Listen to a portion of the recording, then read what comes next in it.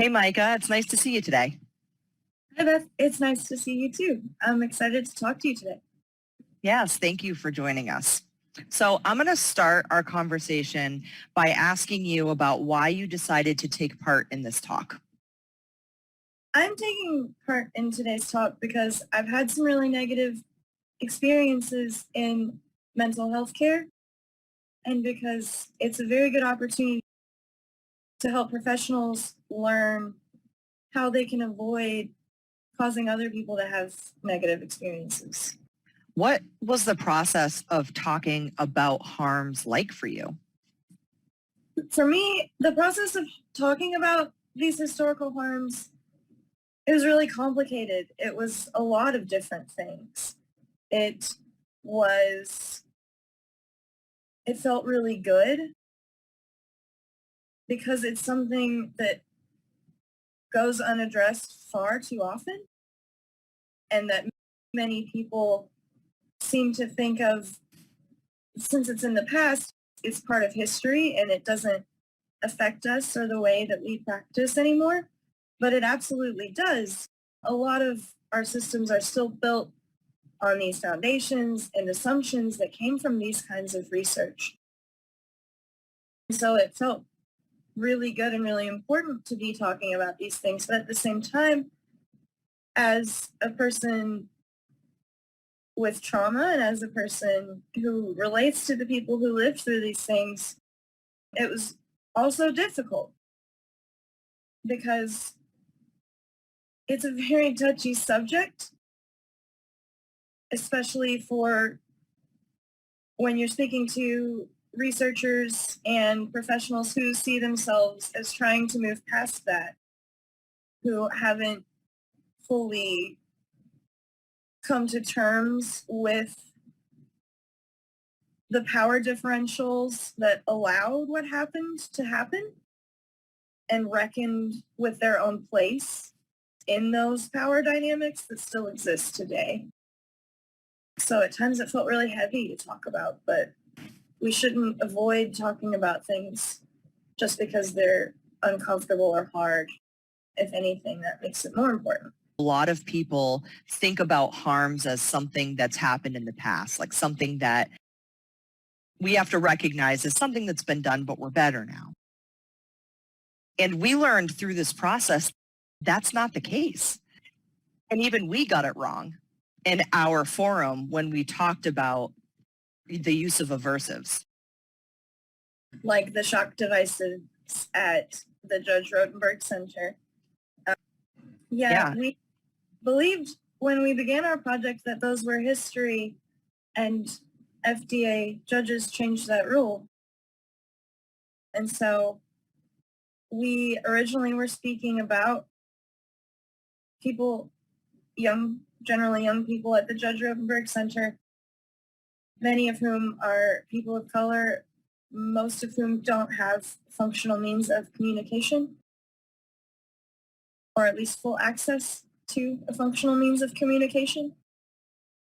And so their parents believe that they need them because they engage in self-harming behaviors maybe, or other behaviors that may be seen as dangerous. But very little effort has ever been made to communicate with the person about what's going on with them and what's causing their behaviors.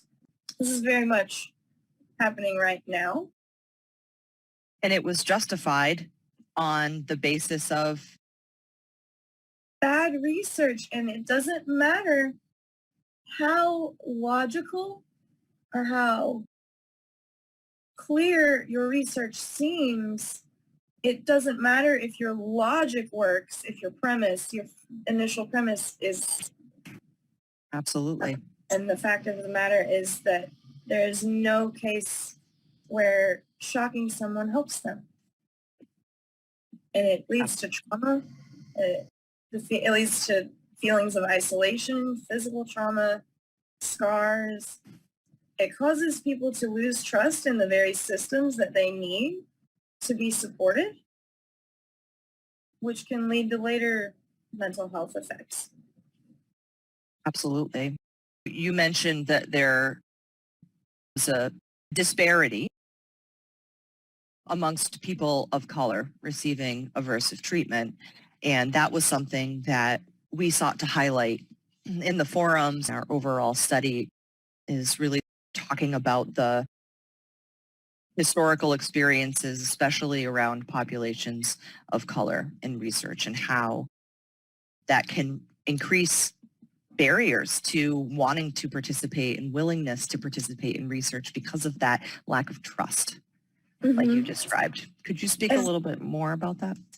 And a lot of that lack of trust, the argument could really be made that it's justified because it is the cultural incompetence on the part of the researchers and other professionals to properly contextualize a person's experiences and struggles, as well as their failure to meet that person in a way that is respectful of and attempts to understand their culture and how it may fit into what they're going through. Micah, what take-home message do you have for researchers attending today?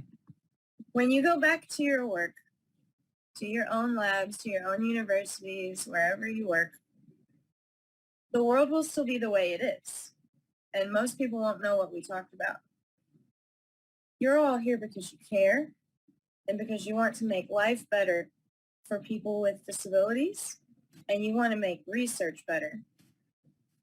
And we know that you're here because you know what it means to be an ally. And as able people, whether you're just a professional who's passionate, whether you have a family member or you love someone who's like me, there are parts of living with disabilities that you can never, ever understand fully or conceive of. And your task, your challenge, because it's inevitably going to happen, someone's going to tell you that your work is ableist or that it's hurting them. And it's going to hurt. It's going to make you defensive. But as an ally, as someone with power, your challenge is to listen to them, to trust their perspective, and to take it on critically, and to see what you still have left to learn. You have to listen and accept that not being able to understand fully isn't our problem. It's yours. And the world that you're going back out into will make that really, really easy to forget. But nothing about building a better world, nothing worth doing, my dad would say, is easy. Thank you, Micah.